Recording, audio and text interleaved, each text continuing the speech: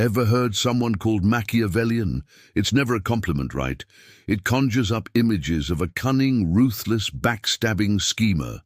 But what if I told you the man behind the name, Niccolò Machiavelli, is one of the most misunderstood figures in history? Why do we love to hate him?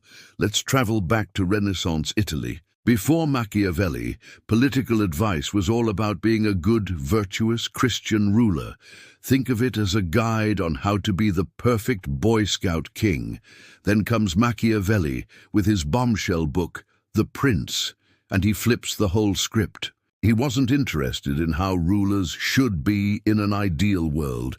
He was obsessed with the effective truth, how politics actually works in the real messy world.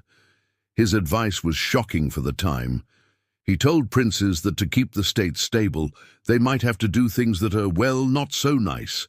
This is where his famous ideas of virtù and fortuna come in. For him, virtù wasn't about being morally good. It was about being skilled, bold, and adaptable enough to handle whatever fortuna or luck throws at you.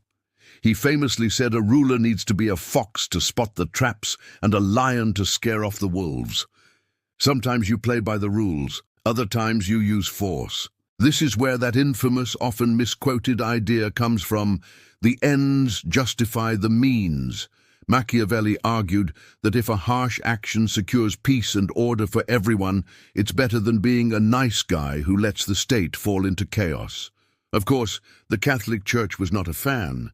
They put The Prince on the index of forbidden books, and Machiavellian officially became a dirty word, forever linked to tyranny. But here's the twist. That's only half the story.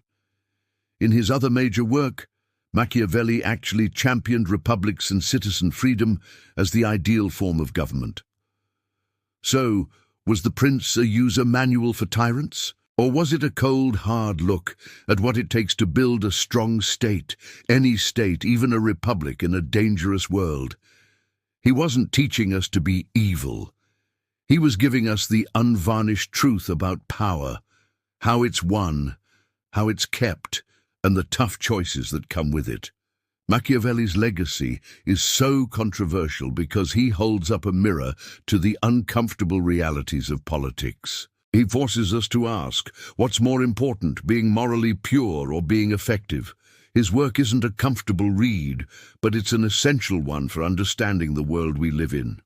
He remains the philosopher we fear because he dared to describe power for what it is, not what we wish it would be.